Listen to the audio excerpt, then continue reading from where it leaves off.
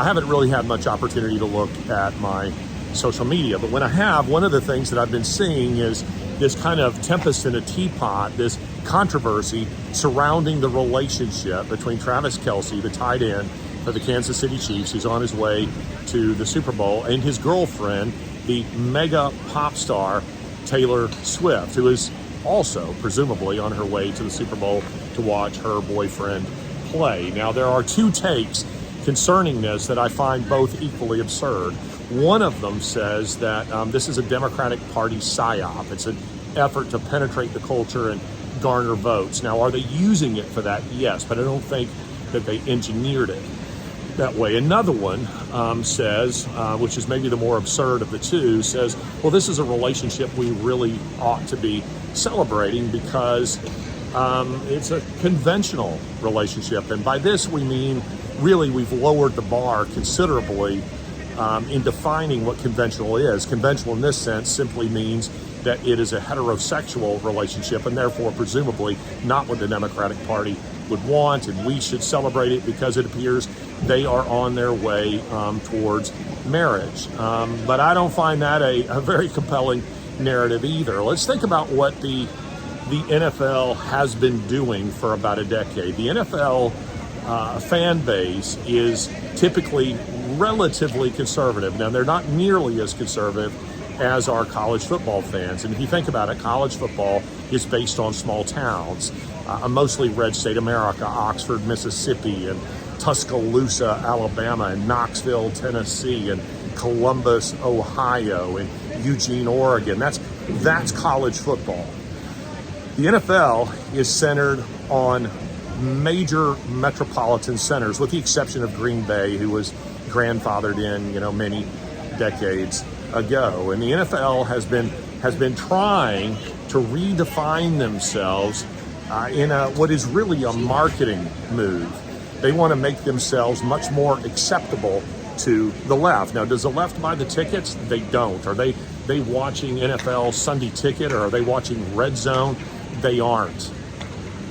Nevertheless, the NFL has been trying to shake off their core constituents, and they've done this, but now they're happy to accept their money, but they really don't want them to be the face of the NFL because they're kind of ashamed of them in the same way that Walmart is more or less doing the same thing. And they've done this, the NFL, by making war on them. How?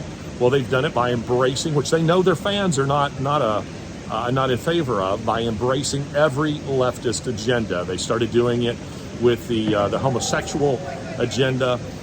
They've moved from that to calling Kaepernick and kneeling during the national anthem. You will recall, people like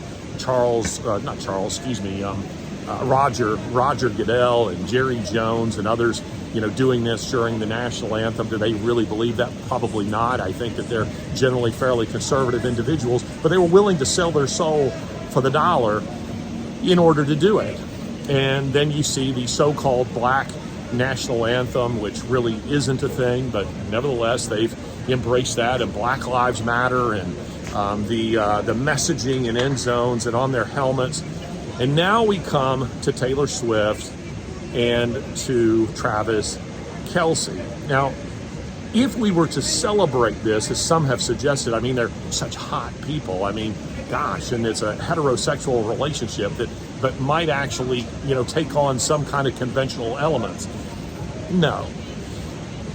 They are both operatives for the Democratic Party. Now, by this, I don't mean that their relationship is a psyop. I don't believe that. But they are both individuals who are accepting money from leftist agendas. Travis Kelce has, we are told, it's rumored, that he accepted as much as $20 million from Pfizer to push the vaccine. He's been doing this all over the place. And by the way, if you think he is in any sense conservative, take a look at his attitude about women. Take a look at things he said on his own podcast, what his expectations are for any woman that he would date. Not just marry, but any woman that he would date. He has an expectation of what she must do or he's done with her. Take a look at that. And then Taylor Swift, of course, has been promoting Joe Biden all over the place. So Are they, part of some kind of CIA Psy-Op? No, I don't think they are. I think they're individuals who sought each other out for a relationship. That said, they are definitely individuals who are on the left, and the left is willing to ride this relationship as far as they can. Are they thrilled that the Kansas City Chiefs are going to the Super Bowl? For sure, because they can get that much more mileage out of it. Is the NFL thrilled with that? Yes. Do I think they rigged the game so that it would happen? No, but they're absolutely thrilled with this because they want to garner more fans who are on the left, because the NFL is at bottom ashamed of their core fan. They don't want them. They want their money. They want them to buy the NFL Sunday ticket. They want them to buy Red Zone. They maybe even want them to buy games, but not badly enough to price them in such a way that the average person can attend games. And by the way, the average NFL fan isn't rich. They're not big leftists. They're just your average Joe. But the NFL is increasingly trying to redefine themselves in a way that is acceptable to the left. And Travis Kelce and Taylor Swift just fit very neatly into their own marketing of what they've been doing for about a decade.